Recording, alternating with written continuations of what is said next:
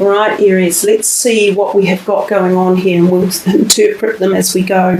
We're reading through the columns. As I said, we will start with this one. So that first card up there is the Nine of Pentacles, and then we have the fifth chakra, Archangel Gabriel, and that is the throat chakra, and then we have a business venture.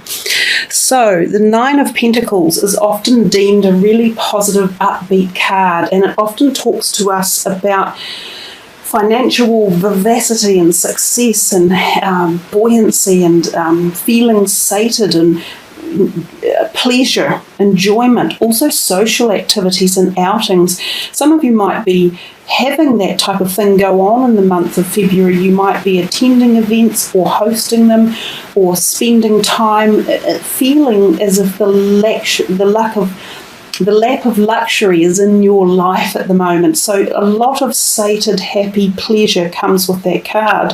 Now, interesting, we see a lot of purple through that row, and that's the kind of third eye chakra as well, even though we're dealing with the throat chakra underneath. And if you look, the cards are aligned with all of the purple stones in the background on the reading table as well. So given that this is about sort of successful feeling of vibration of money and socializing and things, and we see the fifth chakra with Archangel Gabriel, it feels as though communication might be on the cards as well. So either talking and communicating with something about your money, and of course we come down here to a business venture.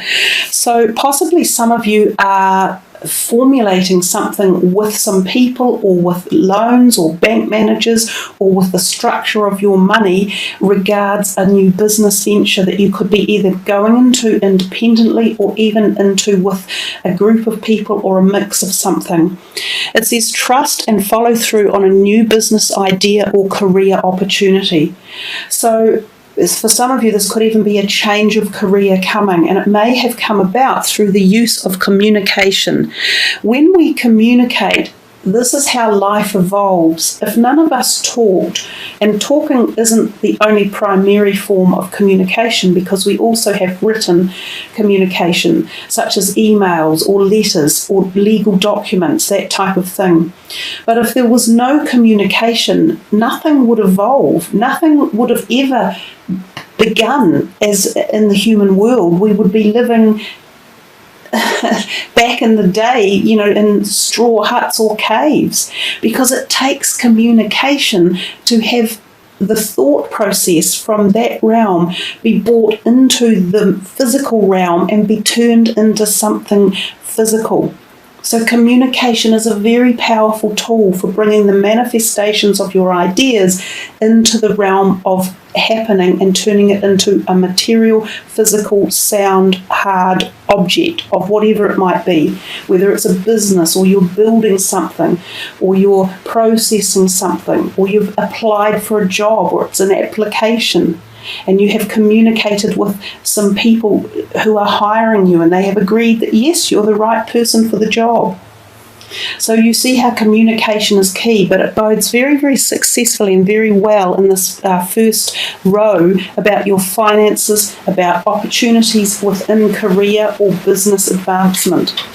And so just remember, the more you communicate, the more likely you will have an even more positive or successful chance of a good outcome. We come to this next row and we kind of have a dichotomy, complete opposite here of the first row. So you've got the Nine of Swords, which is a little bit about mental anxiety or tension or worry. It's also about insomnia, the inability to sleep, and the inability for the mind to slow down enough and relax. Now, this could be because you have a lot of worries on your mind, or you've got a lot of ideas going on and you can't quite decide what do I do or which way does this go. The card underneath is the second chakra, Archangel Ariel. Now, the second chakra is down in the sacral part of our body. So this is the part where our creative zone is as well. It's also the thighs, the hip, the back. It's our intimate zone as well, and also our fertility zones in the body for both men and female. So there could be something that you are anxious or worried about around this part of your body. Some of you may have to have things done to it. You may need massage or release. You may be having small operations.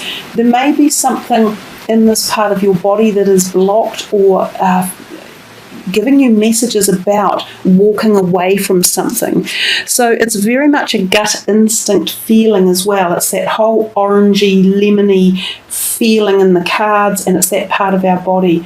If we learn to trust our gut instinct and listen to our bodies and listen to the messages that we receive through our mind when it's not full of fear or worry, we can often come to a more successful conclusion on a particular pathway that we're wanting answers with. The other thing that it could be is that you have a block in your creative zone, and this is worrying you. You know, you're going like, I can't make a decision, or I've lost my mojo. I can't seem to replace it. I can't seem to find it or activate it.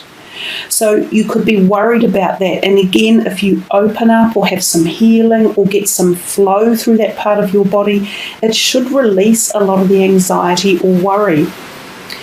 The walk away, it's saying leave the unhealthy situation and enjoy the new doors that open as a result. So it feels to me as if it's possibly telling you that something you have been doing, or an idea, or perhaps a job you were doing, is no longer suiting you, and that they're off telling you, let it go and walk away, because you've got all of this over here, which feels quite new. So it's almost as if you were offered something new, and then you've been weighing it up and going, oh, I don't know, should I, shouldn't I? Is it the right thing? Is it not?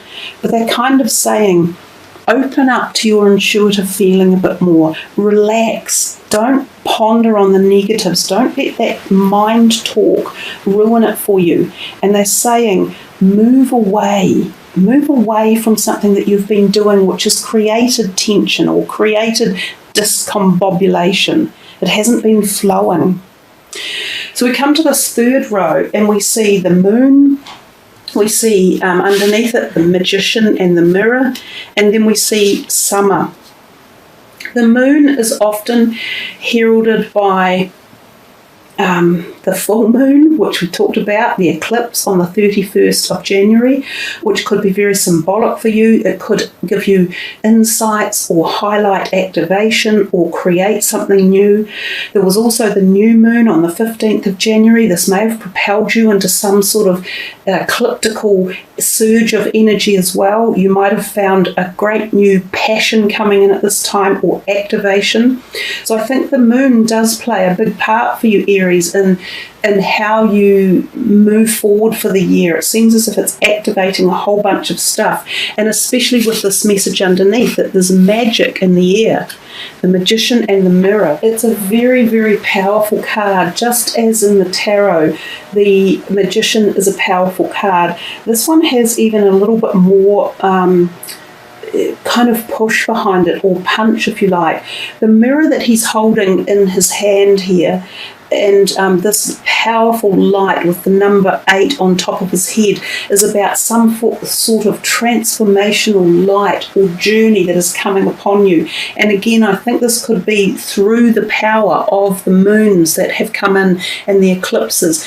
This mirror shining, reflecting back out, this yellowy hue, is very much like the immense reflection that we get off the moon, and the contemplative energies that we can gain from things like eclipses and full moons and new moons. So the magician is a time of very powerful spiritual benevolence in your life, where something transformational is coming through. So I think for you, the moon side, the moon card, even though traditionally that can often also tell us that there could be things going on around you that are a bit subterfuge, and a little bit of dishonesty or stuff being done under the light of day, it can indicate transactions within business dealings that are a little bit corrupt or not favourable. It can sometimes transpire to mean negative people around you who aren't supporting you or haven't been your best friend. Sometimes these can be water sign people too, because of the crab down here, I think of, and the Cancer kind of could be water sign energies, but that could relate to some of you Aries, but I think for most of you this is a very empowering line in here in particular, and it is saying that some amazing, magical, powerful transformations, like I said earlier, this is the year of deep personal reassessments, birth, death and reincarnation. This is happening for you Aries, and it feels as though it is starting to transmute right as early on in as February. You know, the card at the bottom is a timing card for you. So it says everything you're asking for becomes yours in the summertime. So for those of you in the Northern Hemisphere, your summer, of course, isn't until later in the year. So perhaps this is just the beginning of a birth, of a whole surge of wild energy, which is what's going on outside my window at the moment. And for those of us down here in the Southern Hemisphere, perhaps this is starting right now with this amazing powerhouse of spiritual revelation and ingenious ability to be the alchemist in your life, to literally turn what might have appeared to be iron into gold. And that is the art of alchemy, and that is the act of the magician. It is very, very powerful. And indeed, so too is the mirror reflection in it. It adds to the power, as does the Trinity 8 up here on the top of his head. So, yeah, really powerful line there for you to ponder upon and focus with and meditate with. We come to this last row here and we have the Queen of Pentacles, so often an earth sign person. We then have hostilities, and then we then have affirmations. So there's a possibility that this person could be in your life. It could be a new person coming in, or it could be someone you already know. It could be a family member who could be an older woman, and could be rising sign, earth sign, or sun, earth sign, rising or moon. There could be some arguments around this person, or some sort of jealousy or issues that have been around. Normally they're quite affable, the earth sign people. They're not the most argumentative quite often. They are normally more placid and more agreeable. They're quite often wonderful people to go to if you need a sounding board or if you need some sort of good moral support. So possibly there's two options here. She's either there for you to go to about hostilities in your life. There could be someone around, which is what we set up here, of course, with the moon. So there could be someone around who is jealous or envious or being negative in some way or another. It's interesting that it matches right here with the Magician. I feel as though there might be some people around you who are showing signs of negativity about what you're doing or the changes you're making or the power that you seem to have been able to accrue. So either you're going to her as a sounding board and she's a supportive friend and a helper, or she is part of the problem of the hostilities. So I think the moon still was passing off a little bit of that message that I said earlier. Just be careful around you. There are some people who are not being backing you as they should, and maybe that's also part of this thing up here. You might be aware of that at a subtle energy level. Be careful who you pick as new friends in your life. Be careful who you listen to. Be careful of the advice you take. You don't really need to so much at the moment. I think you need to focus far more on yourself and your directions and your own manifestation of your thoughts and dreams into the physical realm. But also they're telling you to use affirmations, and it says to lift up your thoughts and energy and to attract what you desire, use positive affirmations. So rather than getting into fights or arguments with people, possibly this woman, possibly someone else, walk away. We've had that over here, so it seems to be pushing itself back to this way. It's saying just walk away from the hostilities. These people have got their own problems. They're not seeing things clearly. Their envy and jealousy is wrecking it for themselves. Don't even bother getting into the arguments. Just learn to put the positivity wall up in front of them. You use your affirmations at your own level, but the more you use them, the more you empower yourself, the more positivity comes into your life, the more success, the more action, the more direction. It's that simple. If someone is getting at you, or there's back chatter or backstabbing or bullying or anything going on, just walk away from them and then put out a whole load of really positive affirmation stuff. And you'll be surprised that it'll have the complete opposite effect of what they want to do. They'll be thinking, we'll take them down, we'll spread some rumours, we'll say some nasty stuff. It will be ineffective. Completely ineffective when you take this response. And wow, I've only just seen it. I'm a bit slow sometimes because I get so caught up in the messages that are coming. What's this? The new moon with a massive star in the background and this beautiful angel-like creature, or fairy or elemental, sitting on the new moon looking up into the heavens. And I've told you that new moon on January the 15th gave you guys some very, very powerful, potent movement forward. So there you are, Aries. I hope you have really, really enjoyed this reading. It was a really nice one to do. Lots of energy coming through, lots of messages. Pick whichever card you are really attracted to most and spend some time meditating on it and focusing on it and seeing what answer it gives you in an extension beyond the reading.